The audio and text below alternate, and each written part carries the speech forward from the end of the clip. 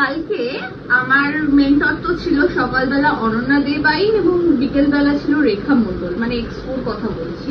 তো একজন মেন্টর, সে অনেকদিন আগে আমার সাথে কাজ করেছে, শিউলি বলে, সে আমার জন্য একটা গিফট নিয়ে এসেছিল, আর সেটা আমার ব্যাগের তলায় পড়ে গেছিল, আমার মনে ছিল না।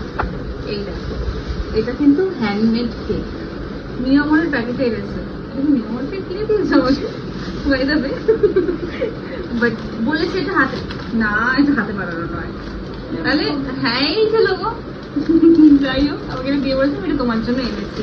আর উনি কেক বানান, তো এটা নিশ্চয়ই কিনেই এনেছে, কিন্তু যাওয়ার সময় গিয়ে অনেকবার বলে গেছে সুমনদা খেয়ে।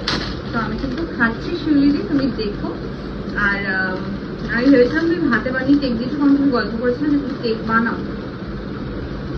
থ্যাংক ইউ সো মাচ এত ভালোবাসা দেওয়ার জন্য, ওই দূর থেকে এসে। ভালো থেকো।